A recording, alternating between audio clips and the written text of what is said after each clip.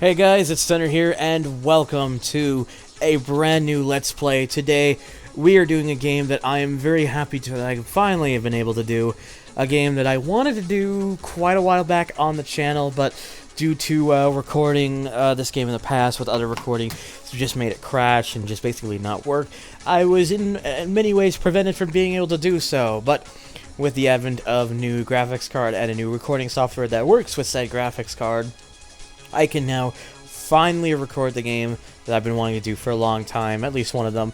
It is the Need for Speed 2 Special Edition. Special Edition is a PC exclusive. It was basically an add-on feature edition, just basically, hence its name. More tracks, more cars, more reasons to like it, and better graphics too. It used more of the 3DFX's technology, which was the high end of graphics at the time, to really bring out the more detailed look of the game. So this LP is going to be rather short. I'm doing a post-commentary because I'd apparently wasn't recording my voice the whole time throughout the videos, so oops. Parts 1 and 2 will be focusing on the tournament, and then part 3 will just be showing off some little goodies and whatnot. So here I'm just showing off all the different cars in the A class, which is what you use for the first track, Proving Grounds, a high-speed oval track. So you have the likes of the McLaren F1, fantastic car, the Ferrari F50, very underrated car, the Ford GT90, beautiful, fantastic, radical concept from the 90s, and the Lotus Elise GT1. It tried, but it just wasn't very successful for its time. Just showing off all of them. I used the McLaren F1 because if we're going to an oval track, you pretty much want that to be in good shape. So we're here at the Proving Grounds, and we're in the rain. The rain is interestingly like a cheat code for the non-3DFX players of this game. It's pretty interestingly enough. If you had a 3DFX card, it was basically already enabled. All it did was add rain to the Proving Grounds track, as well as I think snow to Mystic Peaks. If you had a 3DFX card, it was already enabled. Now, I'm not actually recording this, of course, on an old Windows 95 or 98 machine with a 3DFX card. This is being recorded from my current, of course, my Windows 10 computer, with N-Glide being used to help kind of emulate what Glide would essentially have done to a video card of the time.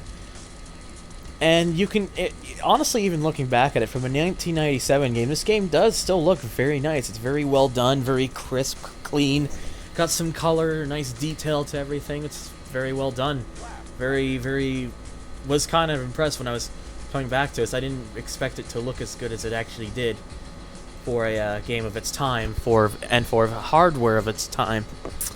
But yeah, as you can see, the reason I wanted to go with the F1 here is because you've got some other F1 drivers, and out of all the cars in the game that you can access during the tournament mode, it is the car with the highest top end, capping out at about 232 miles an hour, which was around what the car was thought to have been able to do at the time anyways.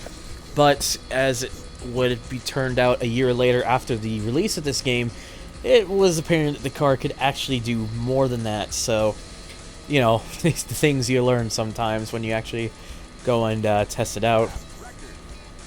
But, so I thought, you know, might as well play it safe, might as well use the McLaren F1 here. The game, of course, runs at a smooth and steady 60 frames per second, as you would expect. It does kind of get some frame hampering, like it kind of not consistently smooth. It may just be because of the optimization of the game, or the emulation of N-Glide is not, you know, 100% perfect.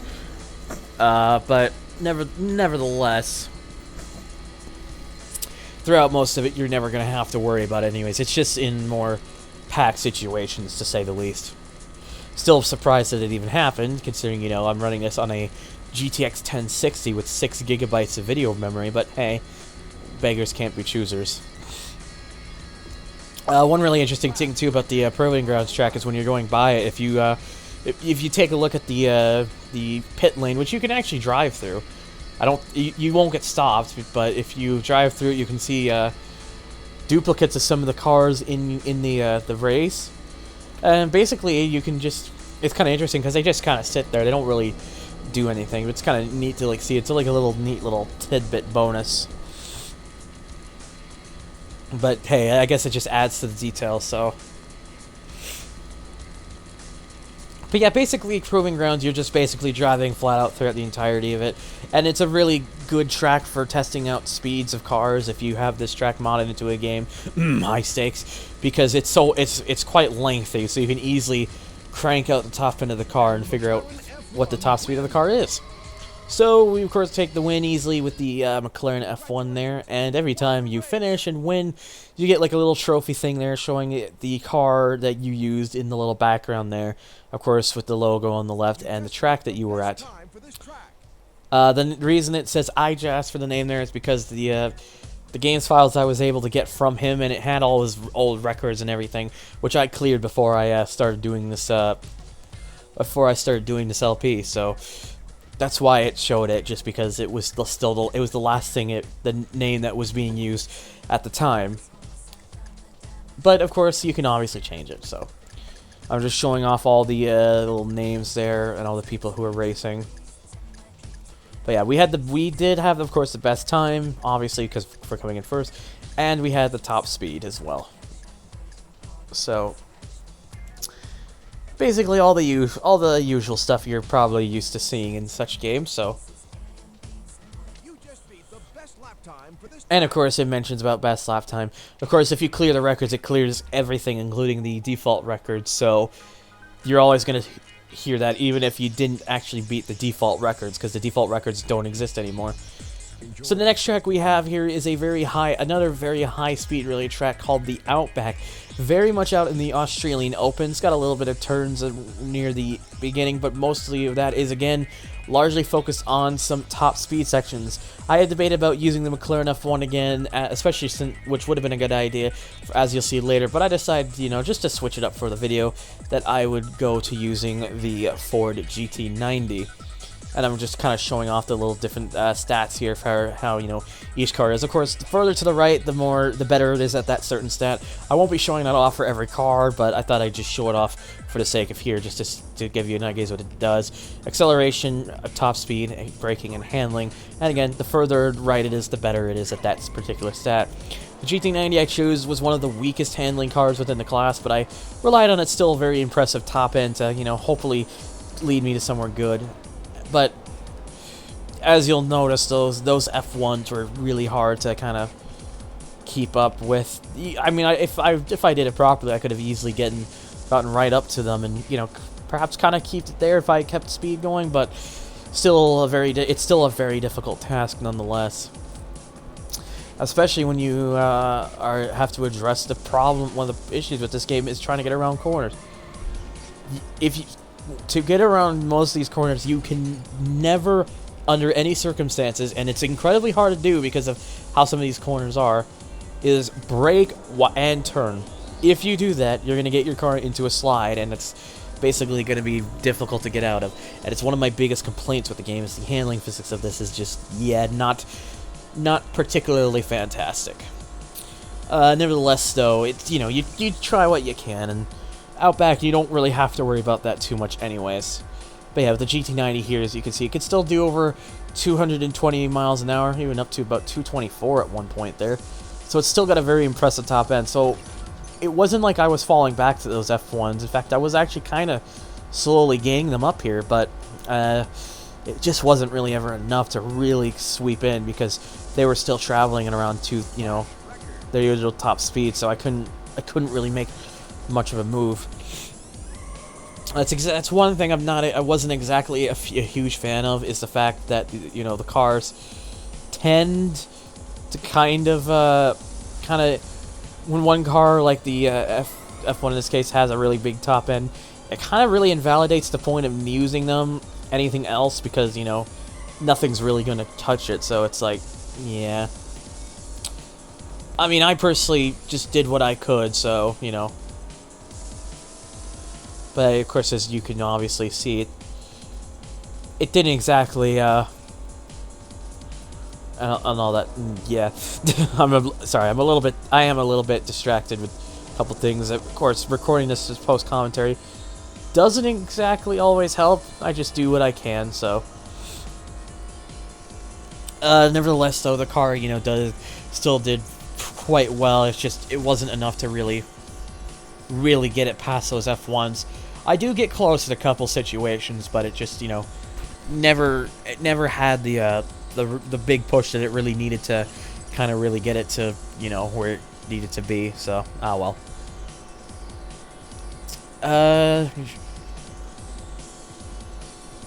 What else can I really say right now? Another thing I can say is the music in this game was awesome. There was a lot of really good music in this game, from the likes of Matt Reagan, Alistair Hurst, Jeff Dick, Ron DePrisco, and the late Saki Kazkaz. I believe Saki Kazkaz had done some work in this game. I've got to go check my little music thing here on here to just double check. Yes, he did. Okay. But yeah, the Saki Kazkaz was very talented. He's a very good. He has some of the best music in this game, along with Ron DePrisco and whatnot. Just huge banging hits. It was just really fucking good. Whether it was more rocked out or whether it's more techno approach like you're hearing here. I don't remember if he did this one, but yeah, just in general, the music's very good. But yeah, it just came as a huge shock that we lost Kazkaz by the tail end of this year. He was really good. He made some incredible music for the earlier Need for Speed games and will very sadly be missed.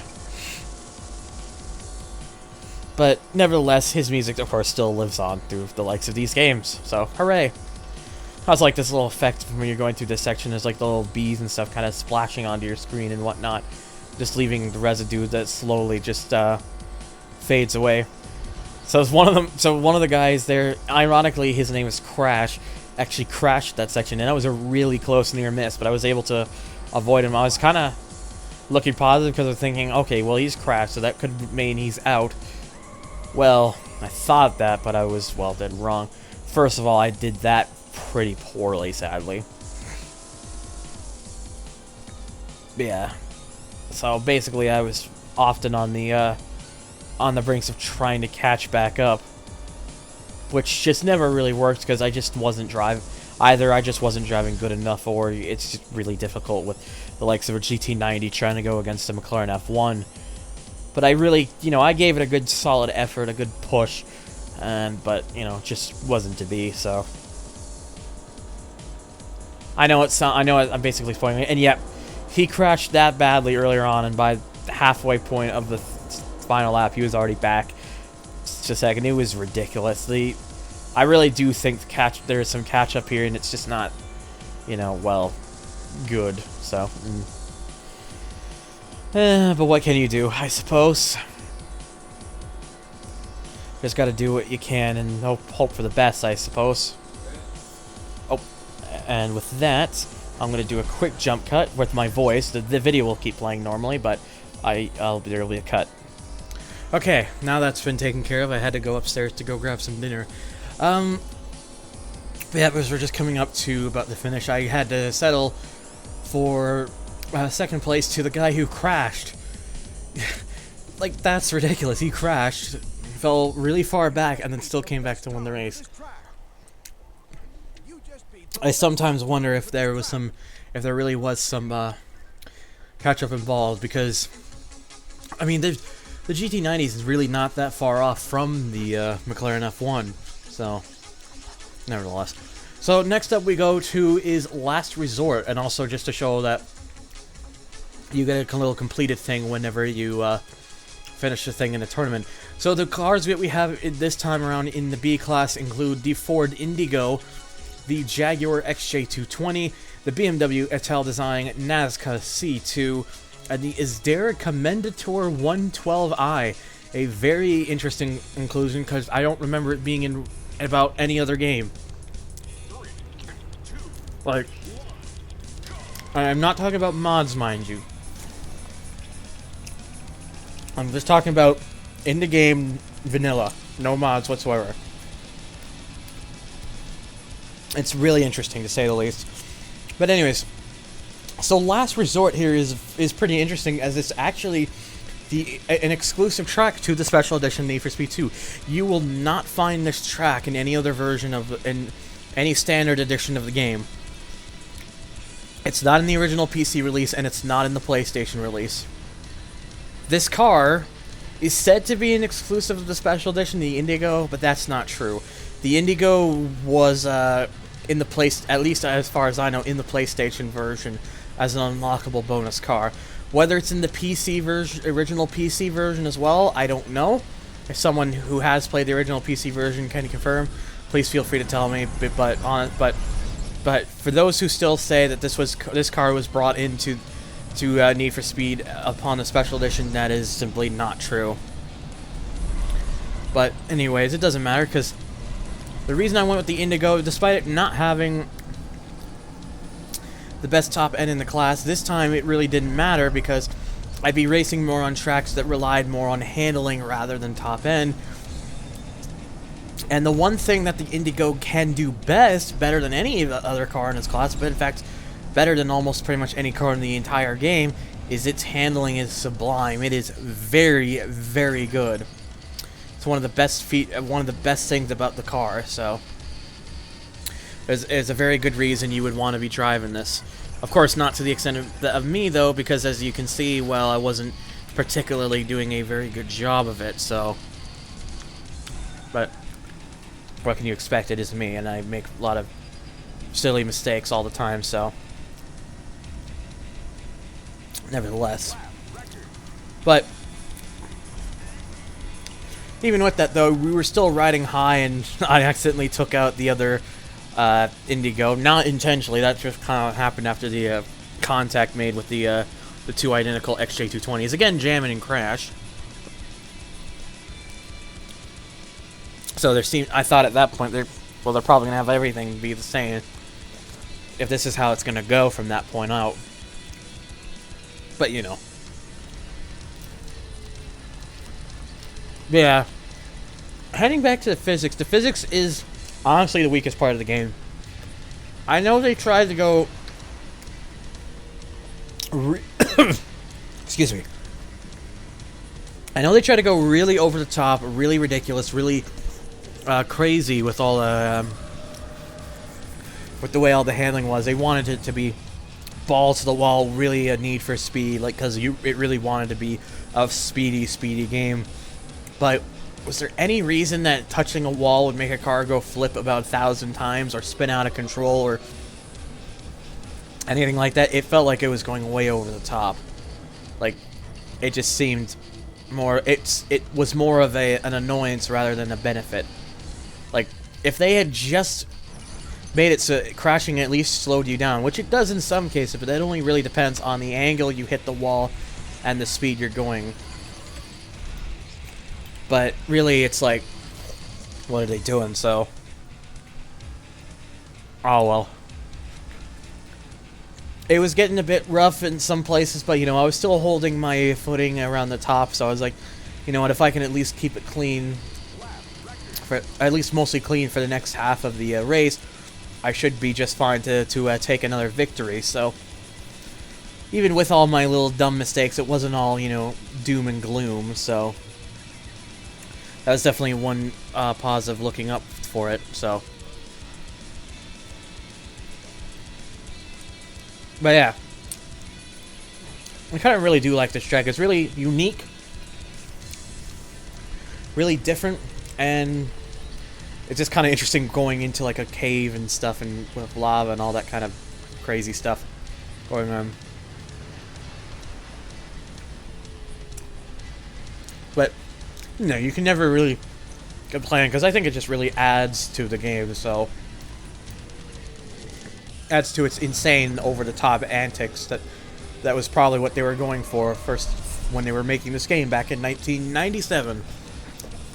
Crazy to think that this game is now nearing over 20 years old. It's ridiculous that this game was made nearly 20 years ago, so hey.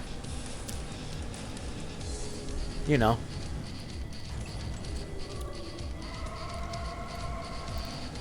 But, you know, nevertheless, it's, I'm really just kind of struggling with words now. It's probably why sometimes I'm not exactly always one to do post commentary, because sometimes my mind just can't think of anything. But I just gotta try what I can to, you know, do the absolute best that I can with what I'm saying. Just gotta think of things. But sometimes it works, and sadly, just sometimes it doesn't. So, oops. But well. As we come to the final lap here, I was just like, alright, gotta just hope after that kind of poor lap, I just had to think, okay, yeah, we gotta make sure that this lap goes as smooth as we possibly can. And, you know, because I already kind of fell back after all the incidents, so this whole lap was all about trying to keep that lead early on, no matter what. Do what I could to really make the most of it.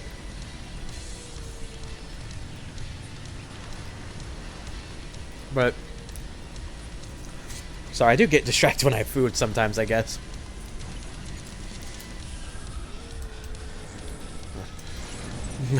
Just hang on, let me put this down for a second so I can probably look at the footage.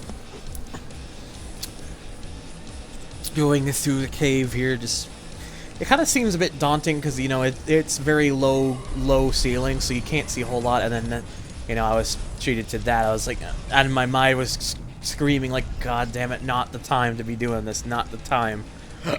Excuse me. But, you know, I was like, I only fell like one position back. I could probably easily catch back up, and if I take the last area nice and smooth, I can probably at least finish without any more incidents. So this last section, I just try to play it cool as much as I could, and basically ways to just prevent from any more incidents. And it it paid off. I was able to, you know, get away from the XJ220 and secure the win at the exclusive track. So,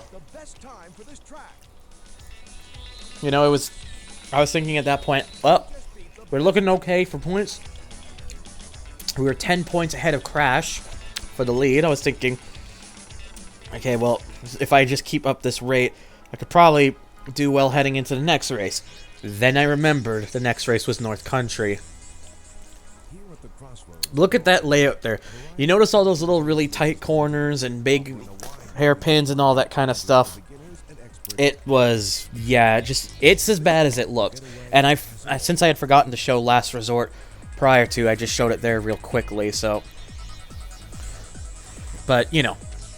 So, but to be fair, despite the craziness of this track, they did try to tone it down a bit by putting you into a C-Class car, which in this game you have either the Ford Mustang Mach-3, the Lotus Esprit V8, the Lamborghini Ital design Cala, and finally, once it shows it, the Ferrari 355 F1. With all the cars I had here, I went with going with the Cala, putting it in a more interesting purple color because it was available. And the reason I went with the Cala is because it was one of the better handling cars of the class. I think it also had one of the better speed to it as well. So, I used it on the hopes that it would probably do me well. But, North Country still suck at this track, as you're about to find out. As I'm saying this whilst eating a pierogi.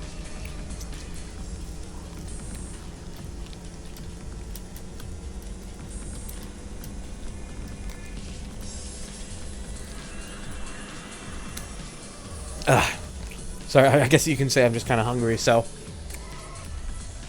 yeah, this section here is one of the really annoying examples of you got to get your letting off the throttle and braking without cornering time pretty much perfectly, because you're given such little time to do it, so you really have to let off, and if you don't, then you're going to hit the wall like I did there. It's just something I couldn't do very well. This track I've never been good at this track, and probably if I don't practice it more, probably never will be, so. But I just had to do what I could and not, you know, die and go into a giant catastrophe or anything like that, so. Which was then made worse because of the other driver in the purple Cala jamming. And then there was also the leader, Crash. Well, leader. The other driver who was behind me at the points at the time crashed in a green Cadillac, who was giving me some trouble as well. So it's like, it was just like, it felt like it would never end sometimes with the antics. I just had to do what I could to really push as much as I could, because this was a track that was going to bite me so hard. And then that happened. I just wanted to point out that when I went into the corner there, or ran into that wall, it basically had a left. I was turning left because, you know, the corner's a left-hander. The car whipped around when it hit it and basically flipped over, turning right. That's just how ridiculous it is. I know something like that can be very possible in real life. But the way it happened in this game is just a real shining example of just how ridiculous it is in this game. So what a lot of me had to hope for very much in this race was to try to get as much progress as I could in this more speedier section of the track, which is very early on, of course. But then once I got to this point, it's usually when it started falling to pieces. And it was frustrating. It was very, very frustrating. Because, to me, I was like, okay, I'm gonna nail it, I'm gonna try to time it here and hopefully get through it okay. It just was usually never good enough. And that was what made it so frustrating. So I was like, what do you do? So I did what I could, and it just... Even here, I was like, you know, I'm going to really try to slow down for these hairpins before I start, you know, going for them. Maybe if I slow down enough, it'll be good. And they still always outdid me in those corners. Either A, I just never had the confidence to do it as good, or B, the AI will just outrun you there no matter what. And in most cases, I like to imagine it's a little bit of both with me. But, you know, what can you do, I suppose? So I just had to try what I could to stay near the top and say to myself, look, I can't screw up. And, well, we'll see how well that went out as we go later on in this race. So we come up to the second half of it. But yeah, it was always in this section here where I could make up some time, make up some speed, and get myself up to the front. But those sudden wave of corners that you really have to slow down for always would just throw me off back. So it's like, what was all that effort really for? Because you got to remember, the speed I'm traveling at the point where I got to that specific one is just no wonder why it's really hard to even excuse me. No wonder why it's really hard to slow down properly for it. No wonder why I'm crashing in the wall. No wonder why I'm just not admitting that I suck at it, so.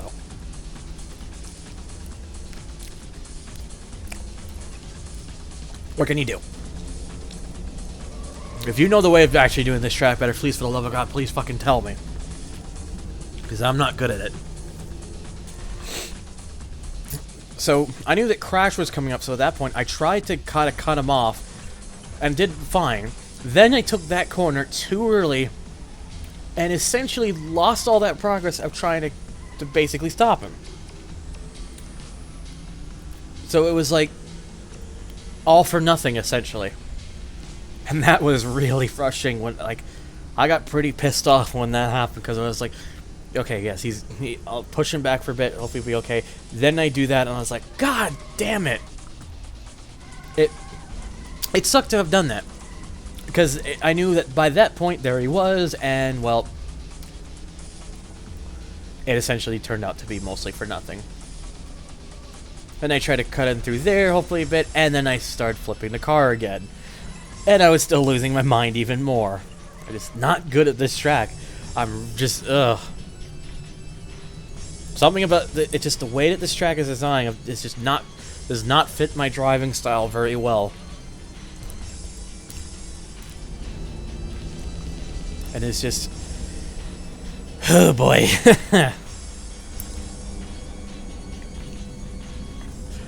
But, you know, I was like, you know, last lap, here we go. Why don't we at least try to really give it a good push, really try to go as much as I can. And, you know, it didn't take me very long to get back up to the top by laps. So I was kind of surprised I was able to make at least that much progress to get back up to first. But again, it was early on, so it's like, what complimentary prize is that really even? Especially because, well, then that started happening, and then Jamin started doing that to be a dick about it. You just really had to shove it in and be like, no, we're gonna make this harder for you. Almost as if you were trying to scheme a plan of Crash so that I couldn't win. Almost as if.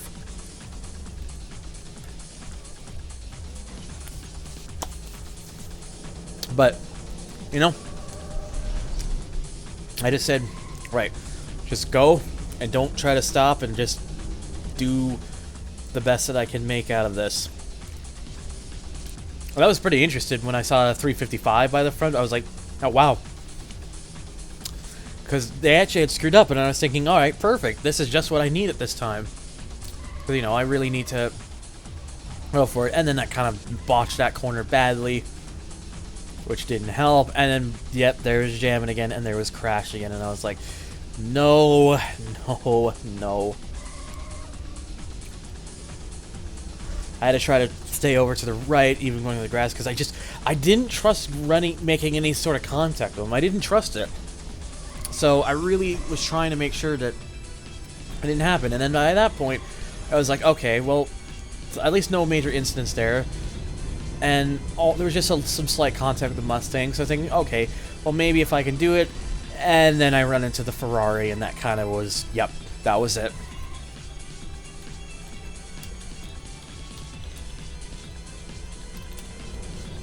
But, you know, I gave it one really good try, so... But at that point, it was essentially, I might as well call it there. 5th place was the best that I was going to be able to get. And that really put me at a strain there, because that progress that I had made, putting myself into first place with a 10-point lead, it was now gone, and I was now 3 points down. But was I going to make up for that? Well, stay tuned for part 2 to find out. So thank you guys so much for watching. As always, you can follow me on Twitter, donate to my Patreon, or join my forum boards. The links for all of that are in the description box down below. And as always, take care.